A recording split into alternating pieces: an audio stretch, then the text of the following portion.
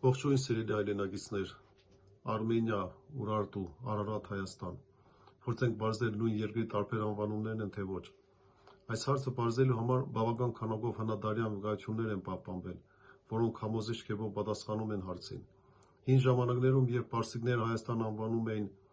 Արմենիա, աքքադացիներն այն անվանում էին Ուրարտու, իսկ հին հրեաները Արարատի երկիր կամ Արարատի թագավորություն։ Աքեմենյան Պարսկաստանի դարի առաջինը թագավորել է Քրիստոսի ծնունդից առաջ 522-ից 471 թվականներին։ Դարի առաջին հրամանով Բեհեստուն գյուղի մերձակայքում ժայռի վրա փորագրվել է եռալեզու սևագիր արձանագրություն։ Լեզուները տարբեր են, քերականությունը ևս, բայց բոլոր երեք լեզուներում էլ Հայաստանի անվանումներն ընդգծված են։ Պարսկերեն Արմենիա, էլամերեն Արմենիա, իսկ աքքադերեն Ուրարտու։ Այդ ժամանակներում Պարսկաստանի պետական լեզուն էլամերենն էր, և չմոռանանք ասել, որ աքքադերենն ունի երկու ճյուղ՝ ասուրերեն և բաբելերեն։ Այս հարցի ավելի ճշգրիտ պատասխան ստանալու համար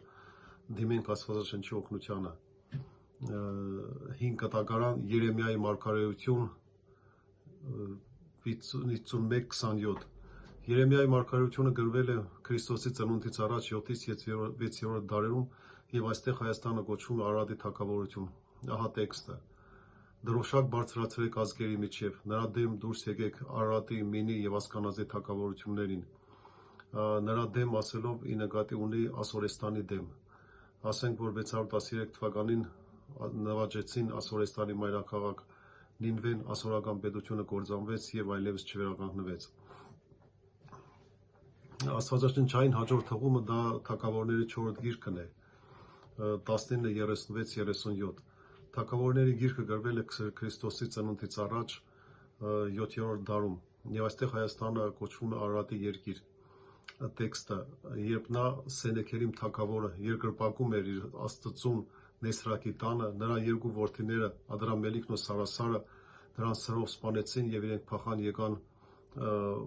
փախան Արարատի երկիր»։ Ուշագրավ է նաև բաբելական մեկ այլ արձանագրություն, որտեղ ասվում է, որ 671 թվականին Ասորեստանի թագավոր Սենեքերիմին սպանեցին նրա որդիները, որոնք փախան ու ապաստան գտան Ուրարտուի հարավային մի գավառում։ Քանի որ այստեղ տեքստի լեզուն աքքադերեն է, ուրեմն Հայաստանն էլ կոչվում